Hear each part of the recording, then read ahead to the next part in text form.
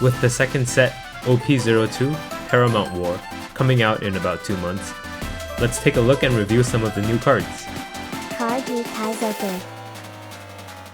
In this video, we'll be taking a look at Red. Since I mainly play Zoro, I feel like I'm pretty familiar with Red and how to gauge how strong a card might be. That being said, I'm just a random content creator. I do win quite often on the sim, but there's no ranked ladder or anything, so I can never be too sure how competent my opponents are. So take my review with a grain of salt. My grading scale will comprise of SSS, SS, S, and F. This is because everyone's favorite character deserves to be S tier, unless they're like atrociously bad, in which case they get an F. Alright, let's begin. Let's take a look at the new leaders. First up is Edward Newgate, aka Whitebeard. Whoa, he has 6,000 power? And he starts with 6 life? That's insane. Every other leader in the game is only at 5,000 power. That means they'd need 1 Dawn to even be able to attack Whitebeard. Let's see what his leader effect is. End of your turn, add 1 card from the top of your life area to your hand. Super interesting. On the surface, you may think this is a major drawback. Losing 1 life every turn, won't that make you lose quicker? But try thinking about it like this. At the end of your turn, draw an extra card. Whitebeard is already more resilient than other leaders at 6k power, and he gets to draw an extra card for potentially 6 turns. To me, that sounds pretty great. It might be risky to play with 0 life, but I like that the effect encourages you to be proactive and actually play the game. I give it an SSS. Next up is a dual color red-black leader, Monkey D. Garp, Luffy's grandpa. He's 5,000 power with 4 life, like the other dual colored leaders. His leader effect is, on your turn, when you attach Dawn to this leader, or one of your characters, give up to one of your opponent's 7 cost or lower characters -1 to their cost during this turn. The color identity of black is manipulating the cost of enemy characters to reach thresholds to achieve additional effects. So Garp being able to do that for free just by attaching Dawn is pretty nice. That being said, it may be clunky in practice. The Dawn used for his effect have to be attached, so this is Dawn that you can't use to deploy characters. The other black cards that manipulate cost at least come with the body. He also can't target anything higher than 7 cost. No other black cards have this target restriction. Also, for being a dual color leader, the red side of Garp gets 0 benefit from this effect. This is an S at best. Let's move on to characters. First up in the 1 Dawn category is Dogura.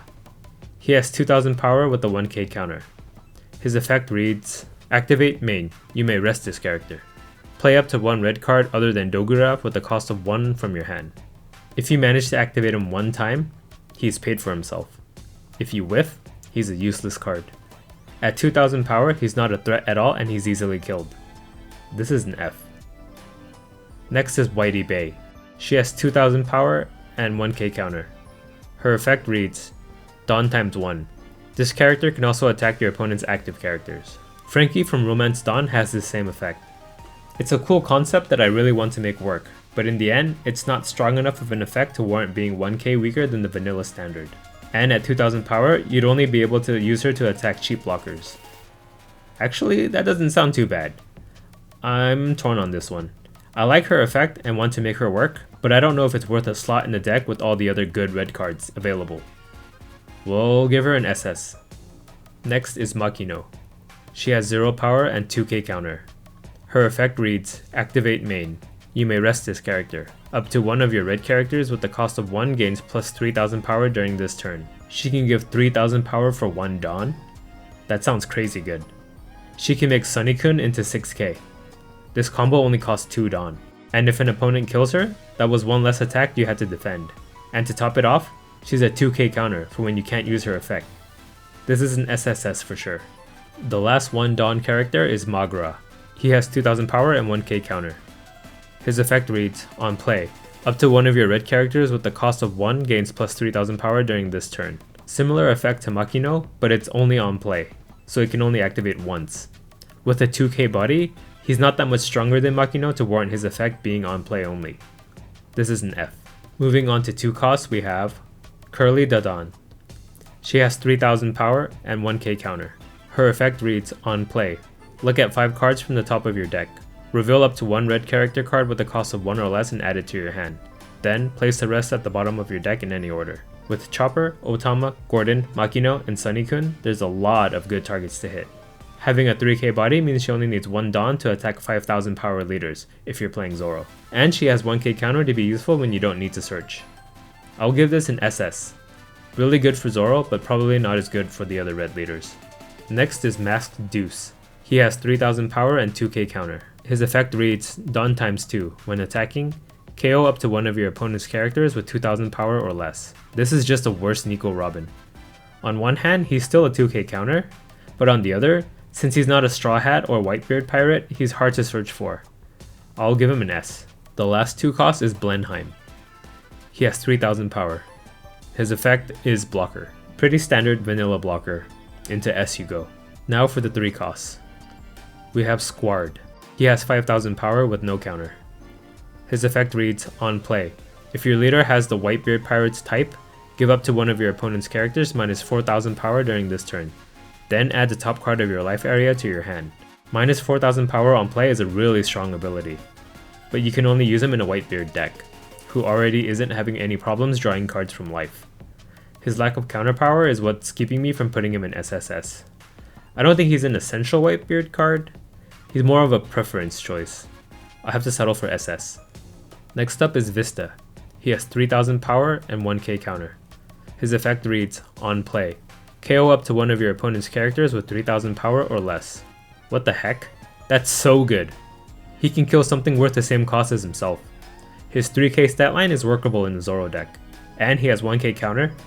Definitely an SSS card. Next up we have Rakuyo. He has 4000 power and 1k counter. His effect reads Dawn times 1. On your turn, all of your characters with Whitebeard pirate in their type gains plus 1000 power. Anthem effects are always nice. He's alright if you're running a Whitebeard pirate heavy deck, but kind of lackluster on his own. I'll give him an S. On to the 4 costs. We have Atmos. Vanilla 4 costs with 6000 power. S tier. Next is Jozu. He has 4000 power with 2k counter. His effect reads Dawn times 1. If you have less than 2 life and your leader has Whitebeard pirates in its type, this character gains Rush. His effect is situational and requires a Dawn just to gain Rush.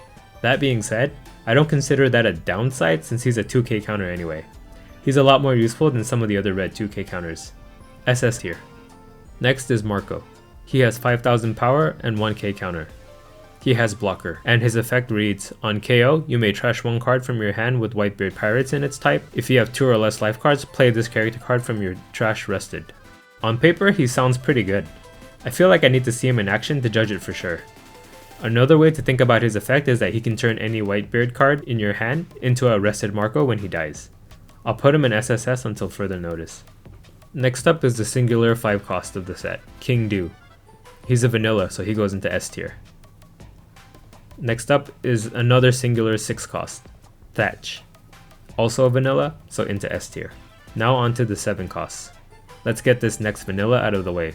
Little Oars Jr., S tier. Okay, we finally get to Portgas the Ace. He has 7000 power and no counter. His effect reads On play. Give up to 2 of your opponent's characters minus 3000 power during this turn. Then if your leader has Whitebeard pirates in its type, this character gains Rush. It's pretty obvious how good he is just from reading the card. He gives up to a total of minus 6000 power and he has Rush if you're playing Whitebeard. This is an auto-include in Whitebeard decks, SSS tier. The final character card is the man, the myth, the legend himself, Edward Newgate. He costs 9 and has 10,000 power. He has no counter. His effect reads On play. Up to one of your leader gains plus 2000 power until the start of your next turn. Then, you cannot add cards from your life area to your hand by your effects during this turn.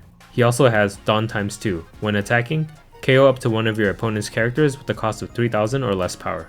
His on-play effect lasting until the start of your next turn is bonkers. It makes your leader into a potent attacker, and it sets them up nicely to defend.